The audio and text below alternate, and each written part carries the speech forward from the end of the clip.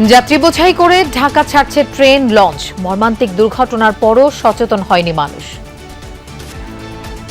Launch আসবে আসবে বললেন ৩-৪ ঘন্টার বেশি হয়ে গেছে, তাও লঞ্চ আসার কোনো নাম নেই। এখানে ভাড়া রেটটাও একটু বেশি। ঈদের বাজার খুব ভোগান্তি, লঞ্চও পাচ্ছি না এবং কি হয়রানি শিকার হচ্ছি। প্ল্যান তেমন কিছুই নাই, এই ছুটিটা ফ্যামিলির সাথেই দিতে চাই। উদ্ধার হয়েছে সান্তাহারে লাইনচ্যুত ট্রেনের বগিগুলো। টার্মিনালগুলোতে বাসের ঘাটতি, সড়কে ঘন্টার পর ঘন্টা দাঁড়িয়ে আছেন বহু যাত্রী। পথে পথে যাত্রী তোলায় ঢাকা টাঙ্গাইল মহাসড়কে যানজট। 200 টাকা ভাড়া, যেখানে আমরা টাঙ্গাইল যাই সেখানে আজকে 1000 টাকা যাইতেছে। টাঙ্গাইলের গাড়ি পাওয়া যাইতেছে, যেখানে মানে 500 টাকা ভাড়া, এটা 1400-1500 টাকা। গাড়ি ভাড়া তো বেশি, অনেক বেশি। বগুড়ার ভাড়া চাই 1000 টাকা, 1200 টাকা। জাতীয় ঈদগাহে প্রধান জামাতের প্রস্তুতি সম্পন্ন। রাষ্ট্রপতির সাথে নামাজ আদায় করবেন প্রধানমন্ত্রী তারেক রহমান। শুভেচ্ছা বিনিময় করতে পারবেন মুসল্লিরা। এবছরই বিএনপির কাউন্সিল ও স্থানীয় সরকার নির্বাচন, জানালেন মির্জা ফখরুল। আইন শৃঙ্খলার উন্নতি, অর্থনীতির পুনর্গঠন এগিয়ে নেয়ার সাফল্যের দাবি। অবৈধ বালখেডের দৌরাত্মে নৌপথের ঈদযাত্রায় আতঙ্ক। নৌ পুলিশের চাঁদাবাজিতেই নিয়ম ভাঙার মহোৎসবের অভিযোগ। প্রায়ই ঘটছে দুর্ঘটনা। দিনের বেলা যেমনি ইচ্ছা সেমনি আন্দিকুন্দি করে ধরে। আমরা হরন দিলেও আমাদের হরনের ওরা কোনো গুরুত্ব দেয় না। দিনে চলার অনুমতি, রাত্রে ওরা চালায় ওদের ইচ্ছা মতো।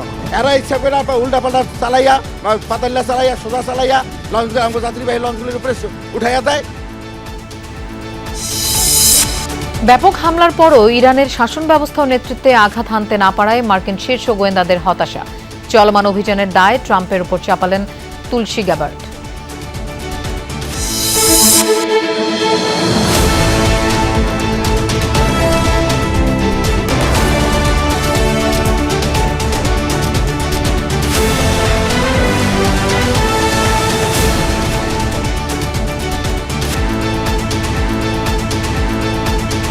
দেখছিলেন শিরোনামগুলো। এছাড়াও দেশ বিদেশের আরো খবর নিয়ে দুপুরে বাংলাদেশে আপনাদের সঙ্গে থাকছে আমি মৌসুমী আহমেদ লোপা। ঈদের ছুটিতে রাজধানী ছাড়ছেন ঘরমুখ মানুষ। পরিবার প্রিয়জনের সাথে ঈদ উদযাপনে রেল, সড়ক ও নৌপথে ঢাকা ছাড়া মানুষের উপচে পড়া ভিড়। এদিকে সকাল থেকেই কমলাপুর রেলওয়ে স্টেশনে যাত্রীদের উপচে পড়া ভিড় ছিল। টিকিট নিয়ে প্ল্যাটফর্মে দীর্ঘ সময় ধরে অপেক্ষা করছেন যাত্রীরা। নির্ধারিত সময়ে ট্রেন ছাড়ার কথা থাকলেও দূরপাল্লার ট্রেনগুলো আধ ঘন্টার বেশি সময় বিলম্ব করে প্ল্যাটফর্ম ছেড়ে যাচ্ছে। সবচেয়ে সময় বিপর্যয় হচ্ছে নীলসাগর ও একতা এক্সপ্রেস ট্রেনে। রাত থেকেই যাত্রীরা স্টেশনে অপেক্ষা করছেন। এই ট্রেনের অতিরিক্ত 3টি কোচ সংযোগ দেওয়া যায়নি, যার কারণে এই 3 কোচের যাত্রীদের টিকিট ফেরত নিয়ে সমমূল্যের অর্থ দেওয়ার ঘোষণা দিয়েছে রেলওয়ে কর্তৃপক্ষ।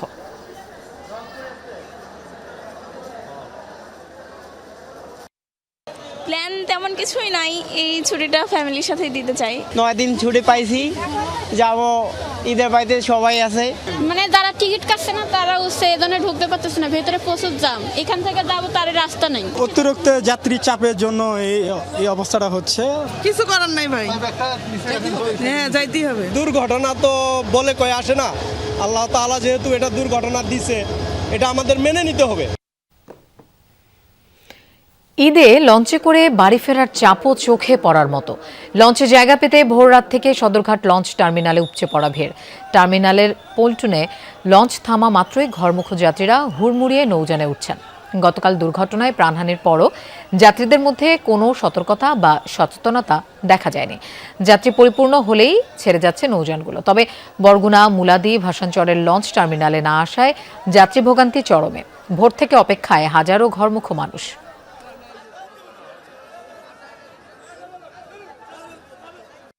লঞ্চ আসবে আসবে বললেন 3-4 ঘন্টার বেশি হয়ে গেছে, তাও লঞ্চ আসার কোনো নাম নেই। ভয়জোরের কারণে আসছি, 10টা-11টা বাজে লঞ্চ আসার কথা, এখনো আসে না। আমরা এই যে অনেক যাত্রী এইরকম হয়রানি হইতেছে। 7টা থেকে এখন মুলাদির লাইনের কোনো লঞ্চ নাই। আশায় বসে আছি কখন আসবে তা জানি না। প্রতিবার দেরি 12 ঘন্টা 14 ঘন্টা করে লাগে যাইতে, এবার কয় ঘন্টা লাগবে যাই। এখন অপেক্ষা করতেছি, করার আছে, করার কিছু। গাবতলী বাস টার্মিনাল থেকে নির্ধারিত সময়ে ছেড়ে যাচ্ছে দূরপাল্লার বাস। এতে যাত্রীদের মধ্যেও দেখা গেছে স্বস্তির চাপ। তবে যাত্রীদের অভিযোগ কিছু কিছু বাস নির্ধারিত ভাড়ার থেকে বেশি আদায় করছে। তবে বিষয়টি অস্বীকার করেন পরিবহন সংশ্লিষ্টরা। এছাড়া জ্বালানি তেল নিয়ে ভোগান্তির কথা জানান তারা। বলেন, ফিলিং স্টেশনগুলোতে ঘুরে ঘুরে তেল সংগ্রহ করতে হচ্ছে, এতে করে অনেক সময় লেগে যাচ্ছে। এদিকে মহাসড়কেও ঘরমুখী যাত্রীর প্রচুর চাপ। গণপরিবহন সংকটে ঘন্টার পর ঘন্টা অপেক্ষা করছেন যাত্রীরা।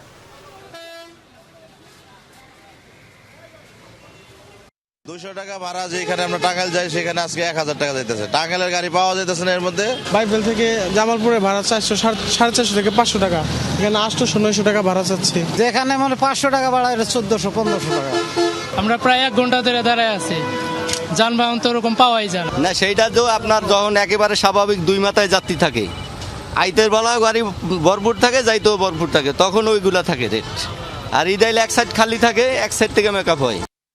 ঈদের ছুটিতে রাজধানী ছাড়ছেন ঘরমুখো মানুষ। পরিবার প্রিয়জনের সাথে ঈদ উদযাপনে রেল, সড়ক, নৌপথে ঢাকা ছাড়া মানুষের উপচে পড়া ভিড়। বাস ট্রেন লঞ্চে মানুষের ঘরে ফেরার খবর জানবো আমাদের সহকর্মীদের কাছ থেকে। শুরুতেই যাচ্ছি আমরা সদরঘাটে, সেখানে আছেন রাব্বি হোসেন। রাব্বি, অনেক এলাকার লঞ্চ তো এখনো আসেনি, ভোর থেকে অপেক্ষায় থাকা মানুষ কি বলছেন?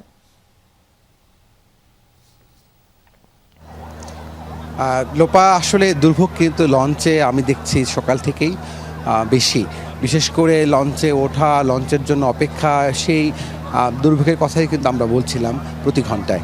এখন আছি আমি ঠিক বেতুয়া, কালাইয়া, হাতিয়া, পটুয়াখালীর যে পন্টুন, সেই পন্টুনে এখানে লঞ্চগুলো অপেক্ষা করছে যাত্রী বোঝাইয়ের জন্য, এবং যাত্রী বোঝাই হলেই লঞ্চগুলো কিন্তু ছেড়ে যাচ্ছে। এবং এই যাত্রী বোঝাইতেই আসলে এখন এই মুহূর্তে ঘাটের যে পরিস্থিতি, আসলে সেই চাপটি কিন্তু নেই। সকালে আমরা যেই অবস্থা দেখেছি যে পন্টুনে অসংখ্য যাত্রী যারা হুড়মুড়িয়ে লঞ্চে উঠছিল, এবং তারা কিন্তু তাদের ঝুঁকি নিয়েই তারা বাড়ি ফিরছিল। এবং কথাও বলেছিলাম অনেকের সাথে, তারা বলছেন যে এছাড়া তাদের এভাবে যাওয়া ছাড়া তাদের আর কোনো উপায় নেই। মানে তারা বলছেন যে তারা আসলে জেনে বুঝেই তারা এভাবে করে পরিবার পরিজন নিয়ে তারা ঈদ করতে বাড়ি ফিরছেন। সদরঘাটের পরিস্থিতি যদি বলি, গতকাল এই দুর্ঘটনার পর প্রশাসনের তৎপরতা বেড়েছে। কিছুক্ষণ আগে আমরা দেখেছি এখানে ডুবুরি দল, ফায়ার সার্ভিসের একটি ডুবুরি দল, তারা কিন্তু নিখোঁজ যে ব্যক্তিটি গতকালের দুর্ঘটনায় নিখোঁজ আছেন, তাকে খোঁজার তৎপরতা চালাচ্ছেন। এখনও তার খোঁজ পাওয়া যায়নি। এছাড়া লঞ্চগুলো কিন্তু যাত্রী বোঝাই করেই কিন্তু এই সদরঘাট ছাড়ছেন। রাব্বি সিদ্দিকী, আপনাকে ধন্যবাদ আমাদের সাথে যোগ দেবার জন্য। দর্শক, আমরা এবার রাব্বি হোসেনের কাছে যেতে চাই। তিনি আছেন কমলাপুর রেলওয়ে স্টেশনে। রাব্বি, কমলাপুর রেল স্টেশনে ছাদে চড়ে ট্রেন যাত্রার ব্যাপারে কর্তৃপক্ষ কি বলছে?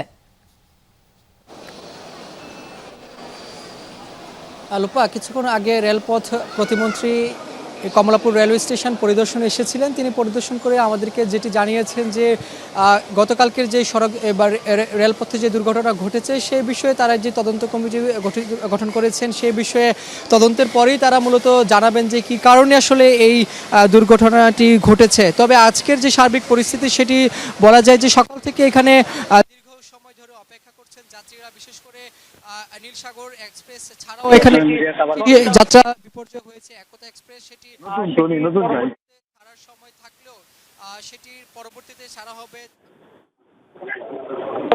সেই সময় লাগবে তাদের এই অপেক্ষার যে সময়টা সেটি ফুরিয়ে আসছে। সময় ধরে যেহেতু তারা এখানে অপেক্ষা করছেন, সেই বিষয়ে তাদের একটি ভোগান্তি রয়েছে, চাপ রয়েছে আমরা দেখতে পাচ্ছি।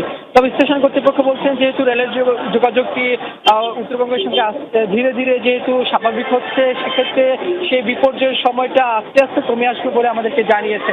তবে যাত্রীদের এখানে সকাল থেকে যারা, অর্থাৎ সেহারি খাওয়ার পর থেকেই বিশেষ করে যারা নীলসাগরের যে যাত্রী রয়েছেন, একতা এক্সপ্রেসে যারা যাত্রী রয়েছেন, তারা ভোরবেলায় এখানে এসে উপস্থিত হয়েছেন। অন্য ট্রেনের যারা যাত্রী রয়েছেন তারাও এখানে উপস্থিত হয়েছেন, যদিও সেই ট্রেনগুলো আধা ঘন্টা 1 ঘন্টা ব্যবধানেই চলাচল করছে। অর্থাৎ সব ধরনের ট্রেনেই কিন্তু আমরা দেখছি যে যাত্রা বিপর্যয় রয়েছে, কিছুটা হয়তো কম, কিছুটা বেশি। তবে যাত্রীদের সংখ্যা কিন্তু অত্যধিক বেশি। এখানে অনেকেই খাসা অবস্থায় যাচ্ছেন, কেউ ছাদে করে যাচ্ছেন, কেউ কামরায় বসে যাচ্ছেন, কেউ সিটে যাচ্ছেন, কেউ দাঁড়িয়ে যাচ্ছেন।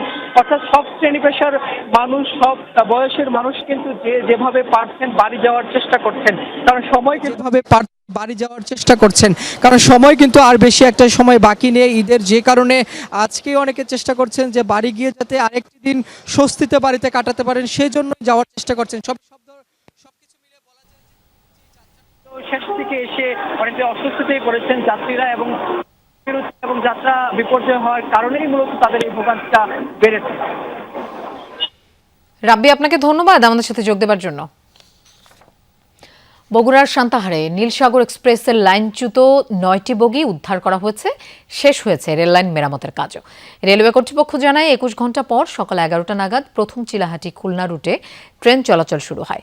এর আগে বুধবার দুপুরে বগুড়ার সান্তাহারের ডাকবাড়ি এলাকায় নীলসাগর এক্সপ্রেসের 9টি বগি লাইনচ্যুত হয়, এতে আহত হন অর্ধশতাধিক যাত্রী। দুর্ঘটনার পরপরই উদ্ধার তৎপরতা শুরু করে স্থানীয়রা, যোগ দেয় রেলওয়ে কর্তৃপক্ষ ও ফায়ার সার্ভিস।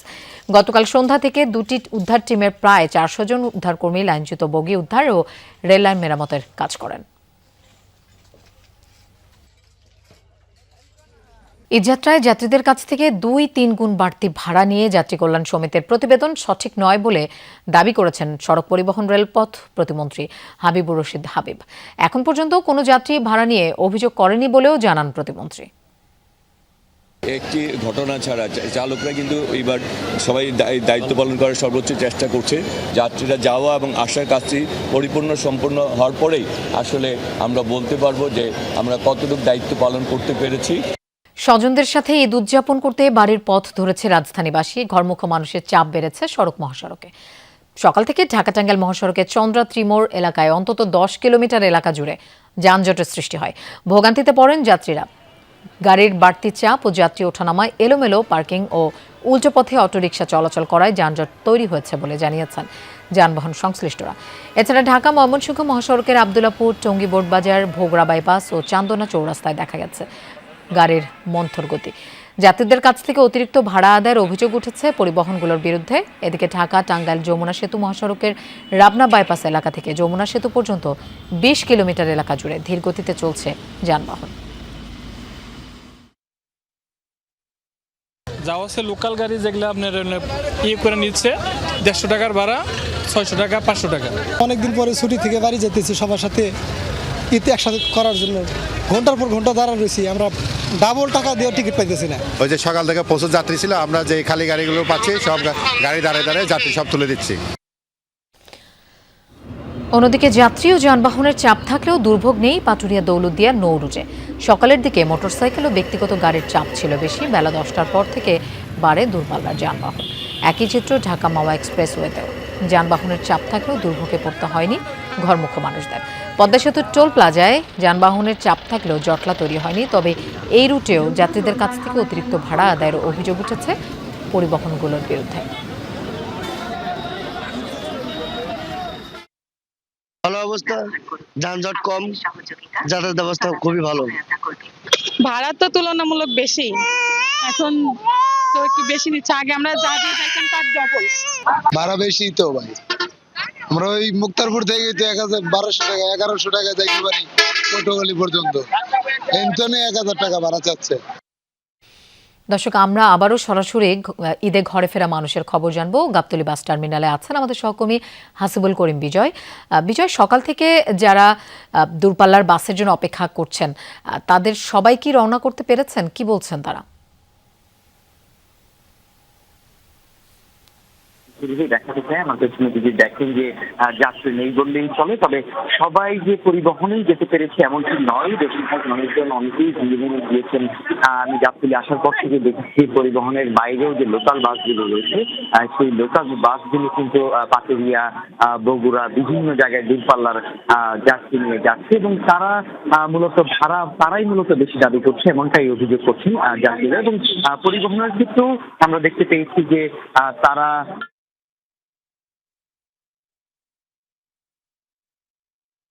পরিবহনের অনেকের সাথেই কথা হয়েছে, যারা পরিবহনের বাস হেল্পার ড্রাইভার যারা রয়েছে তারা বলছেন যে ঈদের ঈদের মৌসুম বলে আসলে তারা যখন ফেরত আসে তখন তাদেরকে আসলে খালি আসতে হয়, এই জন্য আসলে তাদেরকে কিছুটা ভাড়া বেশি আদায় করতে হয় এবং তেল নেওয়ার ক্ষেত্রেও তারা বেশ জটিলতার শিকার হচ্ছে। বিভিন্ন পাম্প ঘুরে ঘুরে তারা মূলত আসলে কিছুটা ভাড়া বেশি বলছেন। আমি যদি একটু উদাহরণ দিয়ে বলতে চাই, যেমন ঢাকা থেকে বগুড়ার ভাড়া 6 থেকে 700 টাকা স্বাভাবিকভাবে, তবে ঈদের বাজারে তারা বলছেন প্রত্যেকটি বাস দাবি করছে 1200 থেকে 1300 টাকা। তো এই যদি বলে থাকি যে ভাড়ার বিষয়টির যে অভিযোগ, সেটি সকাল থেকে আমরা পাচ্ছিলাম। তাদের অভিযোগের ভিত্তিতে আমরা বাসের যারা কর্তৃপক্ষ রয়েছে তাদের সাথে কথা বলেছি। কেউ কেউ অস্বীকার করছেন, কেউ কেউ আবার বলছেন যে ঈদের মৌসুম বলে কিছুটা ভাড়া বেশি আসলে নেওয়া হচ্ছে। তারা স্বীকার করছেন অকপটে, কারণ তাদের ফিরতি বাস যেটি আসছে তাদের খালি আসতে হচ্ছে। তবে কিছুক্ষণ আগে আমরা একটি সংবাদ জানতে পারলাম যে গাবতলী বাস টার্মিনাল আইন শৃঙ্খলা পরিস্থিতি পরিদর্শনের জন্য র্যাবের যে মহাপরিচালক তিনি আসবেন, এবং তিনি আসার পরে আসলে এখানকার যে যা অভিযোগ রয়েছে সেটি তারা দেখবেন। এবং এছাড়াও যে গাবতলী বাস টার্মিনালে র্যাব এবং পুলিশ বা আইন শৃঙ্খলা বাহিনীর বেশ কয়েকটি কন্ট্রোল রুমের ব্যবস্থা করা হয়েছে, এবং সেই কন্ট্রোল রুমগুলোর মাধ্যমে আসলে গাবতলী বাস টার্মিনালে কোনো ধরনের ছিনতাই, চুরি বা কোনো ধরনের কোনো অপ্রীতিকর ঘটনা যেন না ঘটে সেই দিকে কিন্তু তারা আসলে লক্ষ্য রাখছে। এবং পরবর্তীতে আইন শৃঙ্খলা বাহিনীর র্যাবের যে মহাপরিচালক তিনি আসার পরে আসলে কি আপডেট দেয়, কি জানান, সেটি আপনার মাধ্যমে আমরা দর্শকদের জানাতে পারবো। নিশ্চয়ই বিজয়, আপনাকে ধন্যবাদ আমাদের সাথে যোগ দেওয়ার জন্য। দর্শক, ঢাকা টাঙ্গাইল মহাসড়কে আছেন আমাদের সহকর্মী রিয়াজ রাহান, আমরা তার কাছে যাচ্ছি। রিয়াজ, মহাসড়কে দেখা দেয়া যানজট কি কিছুটা কমলো নাকি যাত্রী ভোগান্তি আরো বেড়েছে? লোপা, আসলে এই একেবারে সাভার থেকে শুরু করে টাঙ্গাইল বা যমুনা সেতু পর্যন্ত যে সড়কটি রয়েছে ঢাকা টাঙ্গাইল মহাসড়ক, সেখানকার চন্দ্রার এলাকায় আমরা আছি, অর্থাৎ চন্দ্রা থেকে বাইপাল এইটুকু জায়গার মধ্যে আমি রয়েছি। এবং সেখান থেকে সকাল থেকে যেটা দেখেছি যে এখানে যে বিভিন্ন গুরুত্বপূর্ণ পয়েন্ট আছে সেই পয়েন্টকে কেন্দ্র করে জটলা তৈরি হচ্ছে, এবং সেই জটলা থেকে যানজট এবং সেটি দীর্ঘ সারি হচ্ছে। তবে আমাদের কাছে যেটি মনে হয়েছে, অন্তত আমার কাছে যেটি মনে হয়েছে, সকাল থেকে এখন পর্যন্ত কাজ করার পরে যেখানে ট্রাফিক অব্যবস্থাপনা রয়েছে এবং হাইওয়ে পুলিশের গাফিলতি রয়েছে, সেইটির কারণে মূলত হচ্ছে। এবং যাত্রী বাসের সাথে সংশ্লিষ্ট যারা রয়েছেন, চালক সহকারী, তারাও সবাই, এবং কাউন্টারে যারা থাকেন তারা প্রতিটি পক্ষ বলছে যদি এখানে হাইওয়ে পুলিশ শুধুমাত্র অটোরিকশাগুলোকে একটি লেন করে দেওয়া যেত, অথবা যে গাড়িগুলো যাত্রীর জন্য অপেক্ষা করছে রাস্তা বন্ধ করে, সেই রাস্তা বন্ধ করা থেকে গাড়িগুলো কিন্তু সরিয়ে দেওয়া যেত, এবং যাত্রী হওয়ার সাথে সাথে অর্থাৎ গাড়িগুলো যদি ধীরগতি হোক কিন্তু একেবারে রাস্তার মধ্যে ঠায় দাঁড়িয়ে থাকার মতো যদি ব্যবস্থা করে না দিত, তাহলে হয়তো এই যানজটটি এড়ানো যেত। এবং সেই কারণে মূলত গাবতলী থেকে যমুনা সেতু পর্যন্ত যে পথটি রয়েছে সেই পথটি যেতে অনেকের 9-10 ঘন্টা পর্যন্ত সময় লেগেছে গতকাল থেকে। আমি আগের ঘন্টায় বলেছিলাম যে অনেকেই সামাজিক যোগাযোগ মাধ্যম খুললে আসলে এই যে সড়ক অব্যবস্থাপনার চিত্র সেটি স্পষ্ট ফুটে ওঠে, এবং অনেকেই বলছেন যে তারা যেখানে বাড়ি যাওয়ার কথা ছিল আজকে ভোরের মধ্যে, এখনও তারা যমুনা সেতু পার হতে পারেননি। গতকাল সন্ধ্যায় গাবতলী থেকে রওনা দিয়েছেন এমন মানুষ আমরা দেখেছি। আপনি এখন রাস্তাটি খালি দেখছেন, দেখতে খুবই সুন্দর দেখাচ্ছে, কিন্তু একটু সামনে যে ইউটার্নটি রয়েছে বা সামনে যে জায়গাটি রয়েছে 1 কিলোমিটার পরে, সেখানে আবার তীব্র যানজট তৈরি হচ্ছে। অর্থাৎ সড়কে যেমন মানুষ রয়েছে, সড়কে গাড়ি রয়েছে, কিন্তু বাড়তি ভাড়ার কারণে অনেকে সেই গাড়িতে যেতে পারছে না, গরম পরিবহনে যেতে পারছে না। আবার একটি সিন্ডিকেটও এখানে গড়ে উঠেছে যারা মূলত বাসগুলোকে রাস্তায় পার্ক করার সুযোগ করে দিয়েছে। রিয়াজ, আপনাকে ধন্যবাদ আমাদের সাথে যোগ দেওয়ার জন্য। দীর্ঘদিন পরে জাতীয় ঈদগাহ মাঠে নামাজ আদায় করবেন প্রধানমন্ত্রী তারেক রহমান, জানিয়েছেন স্থানীয় সরকার প্রতিমন্ত্রী মীর শাহে আলম। তিনি বলেন একই সঙ্গে নামাজ আদায় করবেন রাষ্ট্রপতি মোহাম্মদ শাহাবুদ্দিন। জাতীয় ঈদগাহ ময়দানের প্রস্তুতি পরিদর্শন শেষে প্রতিমন্ত্রী জানান জাতীয় ঈদগাহ মাঠে নারীসহ 40,000 মুসল্লি নামাজ আদায় করতে পারবেন। নামাজে অংশগ্রহণ করা মুসল্লিরা প্রধানমন্ত্রীর সঙ্গে শুভেচ্ছা বিনিময় করতে পারবেন। প্রতিমন্ত্রী বলেন আবহাওয়া খারাপ থাকলে প্রধান জামাত জাতীয় মসজিদ বায়তুল মোকাররমে অনুষ্ঠিত হবে। এ সময় ডিএমপি কমিশনার মোহাম্মদ সরওয়ার জানান জাতীয় ঈদগাহ বায়তুল মোকাররম সহ অন্যান্য স্থানে ঈদ জামাতের নিরাপত্তা নিশ্চিত করবে ঢাকা মেট্রোপলিটন পুলিশ। ঈদগাহ মাঠে ছাতা ছাড়া অন্য কিছু না নিয়ে যাওয়ার অনুরোধ করেন ডিএমপি কমিশনার। এ সময় তিনি নিরাপত্তার স্বার্থে তল্লাশি কাজে সহায়তা করতে মুসল্লিদের প্রতি অনুরোধ জানান। যে এখানে মহামান্য রাষ্ট্রপতি এখানে ঈদের নামাজ আদায় করবেন, মাননীয় প্রধানমন্ত্রী জনাব তারেক রহমান এই ঈদগাহ ময়দানে ঈদের নামাজ আদায়ের সম্মতি জ্ঞাপন করেছেন। জাতীয় ঈদগাহে ঈদের জামাতে কয়েক স্তরের নিরাপত্তা ব্যবস্থা তৈরি করা হবে। প্রবেশ গেট সমূহে তল্লাশির জন্য আর্চওয়ে এবং মেটাল ডিটেক্টর থাকবে। চলতি বছরেই বিএনপির কাউন্সিল ও স্থানীয় সরকার নির্বাচন হবে বলে জানিয়েছেন বিএনপি মহাসচিব ও স্থানীয় সরকার মন্ত্রী মির্জা ফখরুল ইসলাম আলমগীর। সাংবাদিকদের সঙ্গে মতবিনিময়ে তিনি বলেন, আওয়ামী লীগের কার্যক্রম ও জুলাই সনদ বাস্তবায়ন প্রসঙ্গেও আইনশৃঙ্খলা পরিস্থিতির উন্নতি ও অর্থনীতির পুনর্গঠন এগিয়ে নেওয়াকে সরকারের বড় সাফল্য বলে দাবি করেন বর্ষিয়ান এই নেতা। ঈদের আগে বিএনপি চেয়ারম্যানের গুলশান কার্যালয়ে সাংবাদিকদের সঙ্গে মহাসচিব মির্জা ফখরুল ইসলাম আলমগীরের মতবিনিময়। দীর্ঘ ১.৫ দশকের আন্দোলন সংগ্রামে সাংবাদিকদের ভূমিকা স্মরণ করেন তিনি। স্থানীয় সরকার মন্ত্রীর কাছে ১ মাস বয়সী সরকারের কর্মকাণ্ডের মূল্যায়ন জানতে চান সাংবাদিকরা। বিএনপির গভর্নমেন্টে যখনই আসে তখনই একটা করে ঝামেলা আসে, এর আগেও দেখা গেছে। এবার তো বড় এসছে আপনার ইরান যুদ্ধ, যোগ্যতার সঙ্গে এই জিনিসগুলোকে মোকাবেলা করা গেছে, চ্যালেঞ্জগুলো মোকাবেলা করা গেছে। তার মধ্যে সবচেয়ে বড় হচ্ছে যে তেলের দাম এখনো বাড়েনি। সেই ফ্যামিলি কার্ডের যে পাইলট প্রজেক্ট যেটা আমরা শুরু করে দিয়েছি অলরেডি। এরপরে ছিল আমাদের ১০,০০০ টাকা কৃষি ঋণ সুদ মওকুফ, সেটা করা হয়ে গেছে। তো আমি ওভারঅল জিনিসটাকে এখন সাকসেসই দেখছি। কিন্তু গত ১ মাসে রাজনৈতিক দল হিসেবে কেন সাংগঠনিকভাবে দৃশ্যপটে নেই বিএনপি, তারও ব্যাখ্যা দেন মহাসচিব। না, দলের কার্যক্রম তো চলছে, ছোটোখাটো কার্যক্রম আমাদের চলছে, যেগুলো এক মাসের মধ্যে তো সরকার গঠন করতে একটু টাইম লাগছে। সরকার তো সরকারের কাজ করবে, দল দলের কাজ করবে, কাউন্সিল হবে বছরের মধ্যেই। বিচ্ছিন্ন কেউ হয়নি, আমরা সবাইকেই আমরা হয় আপনার রাজনৈতিক দলের সঙ্গে, সরকারের সঙ্গে, জনগণের সঙ্গে আমরা সম্পৃক্ত করবো, এ ব্যাপারে আপনার নিশ্চিত থাকে। কার্যক্রম নিষিদ্ধ আওয়ামী লীগের কর্মকাণ্ড নিয়েও কথা বলেন স্থানীয় সরকার মন্ত্রী। বলেন, আওয়ামী লীগের কর্মকাণ্ড নিয়ে সরকার বিচলিত নয়। এরা হঠাৎ করে বেরিয়ে আসে আর কি, এগুলোকে খুব বেশি গুরুত্ব দেওয়ার কিছু আছে বলে আমি মনে করি না। তারপরে থেকে আপনি পলিটিক্সটাকে চলতে দেন, আমি যেটা মনে করি, let politics move in its own way, let democracy move in its own way. গণতন্ত্রকে আটকে দিয়ে, পথ বন্ধ করে দিয়ে, তাহলে হবে কি আপনার এটাকে ডিফর্মড একটা হবে। লেট ইট মুভ, ওয়ার্ক কাজ করুক না। আওয়ামী লীগ এখন যেহেতু আপনার তার কার্যক্রম নিষিদ্ধ আছে, কাজ বন্ধ হচ্ছে, বন্ধ থাকবে, বাকিরা যারা আছে তারা কাজ করবে, করছেও। আর আওয়ামী লীগ চেষ্টা করবেই তারা কিছু কিছু কাজ করছে, এটা কিন্তু লাভ হচ্ছে, পিপুল তাদেরকে রিজেক্ট করেছে।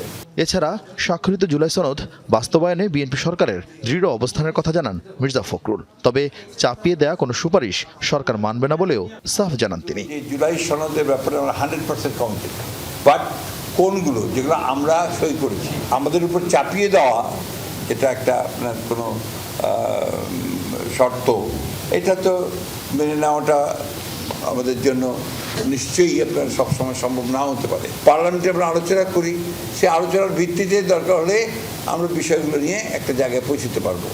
কিন্তু পার্লামেন্টে আলোচনা করে যদি আগেই থেকে রাস্তার হুমকি দিতে থাকে, তাতে সেটা ওই যে কারণে আমরা পার্লামেন্ট তৈরি করলাম সেটাকে কাজ করা অতটা সঠিক বলে আমি মনে করি না। এটা স্টিল টাইম, অনেক সময় আছে এবং এটা নিয়ে উদ্বেগের কোনো কারণ নেই। ১ মাস বয়সী সরকার সবচেয়ে বেশি সমালোচনার শিকার হয়েছে নিয়োগ নিয়ে। যদিও সরকারের এই নীতি নির্ধারকের দাবি, তারা দলীয় দৃষ্টিভঙ্গি নয়, মূল্যায়ন করেছেন যোগ্যতার। বেস্ট পসিবল যাদেরকে মনে হয়েছে তাদেরকে দেওয়া হয়েছে। আর আরিফিন শাকিল, যমুনা নিউজ, ঢাকা। নদীপথে আতঙ্ক, অবৈধ বাল্কহেড। ঈদকে সামনে রেখে বাল্কহেডের অনিয়ন্ত্রিত চলাচল বাড়াচ্ছে দুর্ঘটনার ঝুঁকি।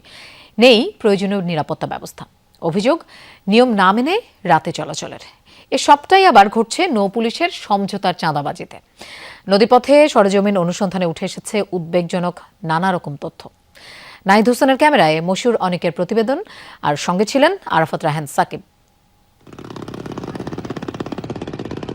ঘটনাটি ১০ মার্চ দুপুরের। ঢাকা থেকে যাত্রী নিয়ে মুন্সিগঞ্জ যাওয়ার পথে মাঝ নদীতে হঠাৎ ইমার্জেন্সি বাঁক নিতে হয় লঞ্চটিকে। দানব আকৃতির এই নৌযানটির নাম বাল্কহেড। একটুর জন্য বেঁচে যায় প্রায় ১৫০ মানুষের প্রাণ। দুর্ঘটনা এড়ালেও প্রশ্ন ওঠে, নদী পথে ঈদের সময় যাত্রীবাহী লঞ্চের বাড়তি চাপে এইসব বাল্কহেড কতটা নিরাপদ? সাম্প্রতিক বছরগুলোতে যাত্রীবাহী নৌযানের সঙ্গে বাল্কহেডের সংঘর্ষ বা দুর্ঘটনার ঘটনা বেড়েই চলেছে। কখনো নৌকা, কখনো লঞ্চ কিংবা ফেরির সঙ্গে সংঘর্ষে প্রাণহানিও ঘটছে। এই পরিস্থিতির কারণ খুঁজতে দূরপাল্লার একটি লঞ্চে উঠে কথা বলি চালকের সাথে। তাদের অভিযোগ, বেশিরভাগ বাল্কহেড কোনো নীতিমালা মানে না। রাতের বেলা দিনের বেলা বেশি করে, ওরা দিনের বেলা যেমনি ইচ্ছা সেমনি আন্দিকন্দি করে ধরে, আমরা হরন দিলেও আমাদের হরনের ওরা কোনো গুরুত্ব দেয় না। ওরা লস্কর থেকেই বলগেট চালাচ্ছে, ওদের কোনো প্রশিক্ষণ নাই। ওরা রাত্রে চলার কোনো অধিকারই নাই, কোনো অনুমতি নেই। দিনে চলার অনুমতি, রাত্রে ওরা চালায় ওদের ইচ্ছা মতো। অনেক বালখেটে নেই সঠিক লাইটিং, হর্ন কিংবা সংকেত সিস্টেম। দূর থেকে দেখে ছোট নৌকা মনে হলেও কাছে গিয়ে বোঝা যায় বিশাল বালখেট। এরা ইচ্ছা করে উল্টা পাল্টা চালাইয়া, পাতাল্লা চালাইয়া, সোজা চালাইয়া লঞ্চগুলো আমাকে যাত্রীবাহী লঞ্চগুলির উপরে উঠাইয়া দেয়, এরপরে লঞ্চ আমাকে যাত্রীবাহী লঞ্চগুলির দোষ দেয়। চালকদের ভাষ্য অনুযায়ী মুন্সিগঞ্জ এলাকায় বালখেটের উৎপাত সবচেয়ে বেশি। বিষয়টি যাচাইয়ে যাওয়া সেখানে প্রথমে একটি নিয়ম মেনে চলা নৌযানে উঠে দেখি নিরাপদ নৌযানের জন্য কি কি থাকা দরকার। সেখানে রয়েছে VHF রেডিও, নেভিগেশন সিস্টেম, পানির গভীরতা মাপার যন্ত্র, সঠিক লাইট, হর্ন এবং কুয়াশায় সংকেত দেওয়ার ঘণ্টা। এরপর বালখেটে গিয়ে দেখা যায় ভিন্ন চিত্র। নদীতে 3 ধরনের বালখেট চলাচল করছে, বড়, মাঝারি ও ছোট বালখেট, যেগুলোর প্রায় সবগুলোরই নেই আধুনিক কোনো নেভিগেশন বা যোগাযোগ ব্যবস্থা। হ্যাঁ, রাতের বেলা দেখা যাচ্ছে আপনার BSF না থাকাতে এটা অন্যায়। এটাও অন্যায়, এই যে কুয়াশার মধ্যে একটা BSF থাকা লাগে, এটা আর একটা জাহাজের সাথে কথা বলার লাগে। কিছু বালখেটে হর্নের বদলে ব্যবহার করা হয় মুখে বাজানো বাঁশি। কুয়াশার সময় সংকেত দেখার জন্য কোথাও কোথাও পাথর দিয়ে ধাতব অংশে আঘাত করা হয়। এই পাথরটিকে ব্যবহার করা হচ্ছে ঘণ্টা হিসেবে। ঘণ্টাটা বাজানো হয় যখন প্রচণ্ড কুয়াশার মধ্যে জাহাজ চলে এবং সামনের জাহাজকে সতর্ক করার জন্য যে এই ভলগেটটি আসছে। অভিজ্ঞতার ওপর নির্ভর করেই চালানো হয় এসব বালখেট। এমনকি লাইসেন্স দেওয়ার সময়ও অনেক ক্ষেত্রে উল্লেখ থাকে যে এইসব নৌযানে আধুনিক নিরাপত্তা ব্যবস্থা নেই। সমস্ত সরঞ্জামের মুখ্য যেটা আপনি এই কাগজটাতে দেখাইলেন, সেগুলো যদি না ছাড়া কেউ যদি যায় তাহলে সে অপরাধ করলো। আপনি অপরাধ করলেন, এটা গভর্নমেন্ট থেকে আসে। মানে আপনি না, মানে আপনার মালিক অপরাধ করলো কিনা? সরে লাইনে আইসি, আমার অন শেষ, রিটার্ন চলে যাবো, মানে রিটার্ন ব্যাক করতেছি আমি। অনুসন্ধানে উঠে আসে আরো গুরুতর অভিযোগ। অবৈধভাবে এইসব বালখেট চালাতে নৌ পুলিশকে নিয়মিত চাঁদা দিতে হয় বলে দাবি করেন চালকেরা। ঢাকা থেকে সিলেটে অতিরিক্ত চাঁদা, নর্মালে মানে সিলেট ছাতক থেকে আসতে 30 হইতে 35,000 টাকা চাঁদা লাগে। সিলেট থেকে মুন্সিগঞ্জ পর্যন্ত যাত্রার কয়েক ধাপে দিতে হয় প্রায় 12,000 টাকা। কোন কোন জায়গায় দিচ্ছেন? এককালে সিলেট উস্তি, মেঘনা বৌদ্ধবাজার। এবার আমরা অপরাধের আরো গভীরে যেতে চাই। রাতে আসলেই অবৈধভাবে বালখেট চলে কি না তা দেখতে সন্ধ্যার পর নদীতে অবস্থান নেয় যমুনা টিম। নদীতে ঘুরেও কোথাও চোখে পড়ছিল না একটাও বালখেট। নিয়ম মেনেই সন্ধ্যার পর নোঙর করা ছিল বালখেটগুলো। এরই মাঝে তথ্য আসে যমুনা টিমের অবস্থানের খবর পেয়ে রুট বদলেছে বালখেট চালকেরা। পরে স্থানীয়দের সাথে মিশে যাই আমরা, যাতে আমাদের অবস্থান সম্পর্কে তারা টের না পায়। রুট বদলে লঞ্চ ঘাটের কাছে আসতেই একের পর এক বালখেট চলতে দেখা যায়। এক পর্যায়ে ট্রলার দিয়ে মাঝ নদীতে চলন্ত বালখেট তাড়া করে তাতে উঠে পড়লে সব অনিয়মের কথা স্বীকার করতে থাকে অবৈধ বালখেট চালক। রাত্রেবেলা নিষেধ করা চালানো কারণ হচ্ছে আপনাদের কাছে রাডার নাই, আপনাদের কাছে রেডিও সিস্টেম নাই, আছে? না না না। নৌপথে চাঁদার কথা স্বীকার করে এই চালক। সাতপুরে নামার 10 আমরা সাইডে পুলিশে ধরছে, সার্ভিসে 200 টাকা দিয়েছি। যমুনা টিম এই অভিযোগের ব্যাপারে খতিয়ে দেখতে নৌ পুলিশের প্রধান কার্যালয়ে গেলেও ক্যামেরার সামনে কথা বলতে রাজি হয়নি কেউ। এগুলো হয় একদম পাওয়া যায় না, এরকমও। এটা তো আমরা একদম অস্বীকার করার মতো না, আবার হলে আমরা ছাড়ি না। নদীপথে যাত্রী চলাচলে সবচেয়ে বেশি ঝুঁকি বাড়ে ঈদের সময়। যদিও ঈদের আগে পরে 3 দিন বালখেট চলাচল বন্ধ থাকার কথা। বাস্তবে তা কতটা মানা হয় সেটা নিয়েও রয়েছে প্রশ্ন। মশিউর অনিক, যমুনা নিউজ, মুন্সিগঞ্জ। চুয়াডাঙ্গায় কালবৈশাখী ঝড়ে গাছের ডাল ভেঙে চাপা পড়ে এক বৃদ্ধের মৃত্যু হয়েছে, আহত হয়েছেন একজন। বুধবার রাতে আলমডাঙ্গা উপজেলার উদয়পুর গ্রামে এই ঘটনা ঘটে। স্থানীয়রা জানায় ঝড় শুরু হলে স্ত্রী লতিফুন্নেসাকে নিয়ে ঘরেই ছিলেন বৃদ্ধ আকমান আলী। এ সময় হঠাৎই একটি গাছের ডাল ভেঙে ঘরের চালের উপর পড়ে।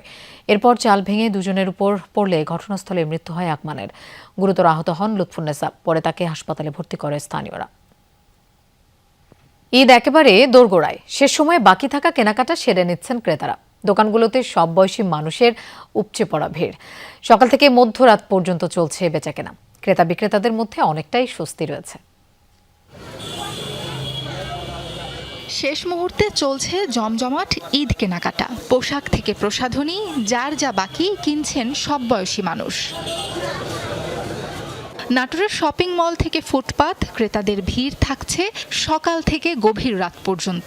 পোশাকের সাথে মিলিয়ে জুতা, প্রসাধনী না হলে যেন ঈদের সাজ অসম্পূর্ণ। ক্রেতারা বলছেন এবার দাম নাগালের মধ্যে, তাই পছন্দসই কেনাকাটা করতে পারছেন সবাই। এবার ঈদে কেনাকাটা করেছি, বাচ্চার পোশাক কিনতে আসছি, আর হলো বড় বাচ্চারও কিনবো।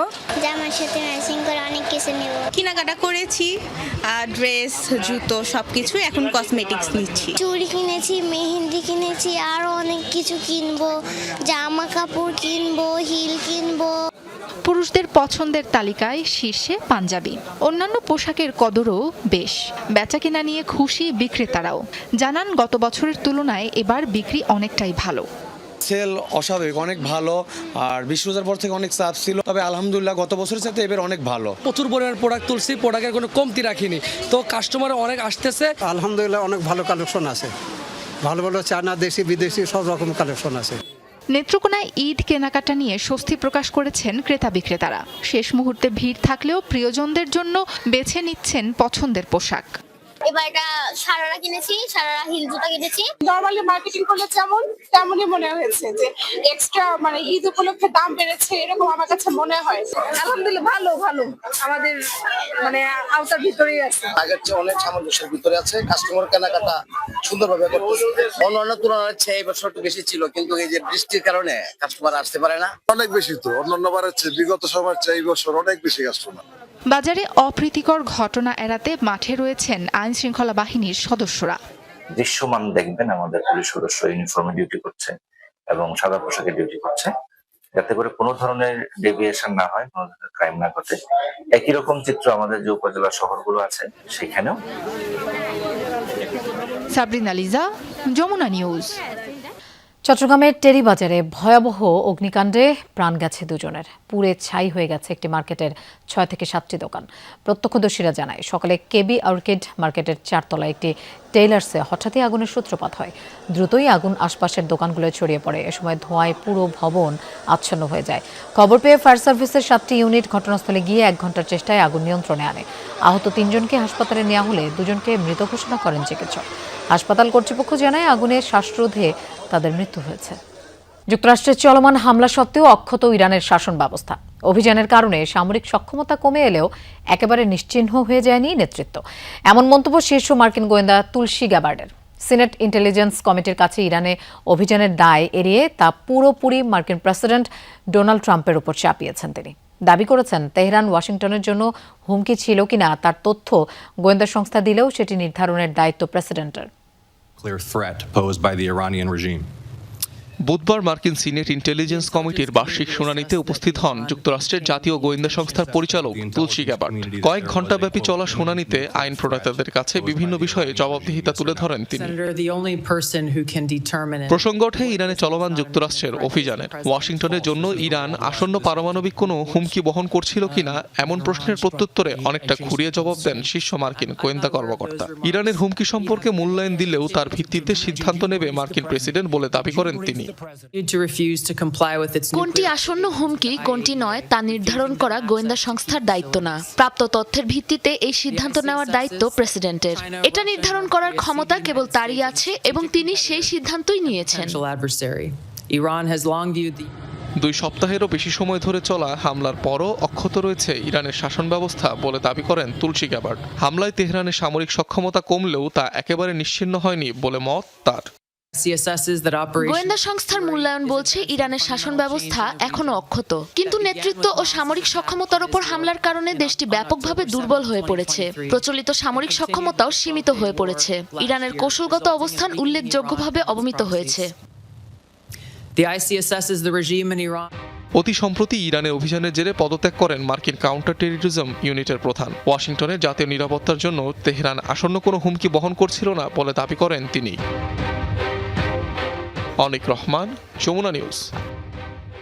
বাংলাদেশ জাতীয় ফুটবল দলের অনুশীলন সেশনে এবার প্রথম দিন থেকেই থাকতে পারায় খুশি সমিত সোম।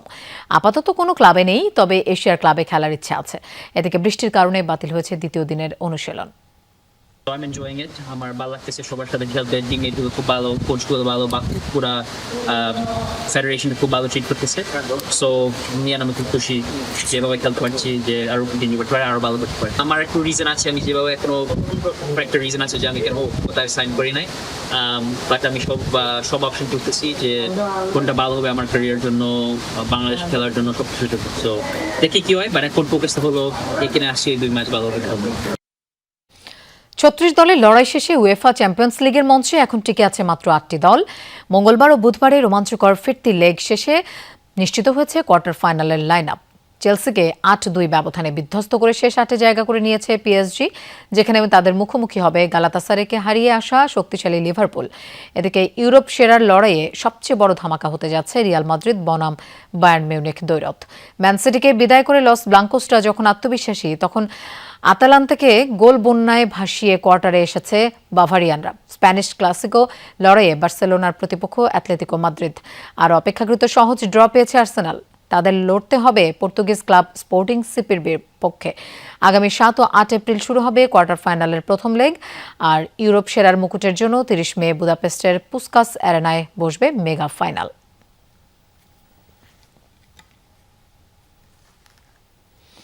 দর্শক, দুপুরে বাংলাদেশের প্রথম ঘন্টা থেকে বিদায় নিচ্ছি আমি মৌসুমী আহমেদ লোপা। আর পরের ঘন্টার খবর নিয়ে ফিরবেন সহকর্মী শাওন দত্ত। সাথেই থাকুন।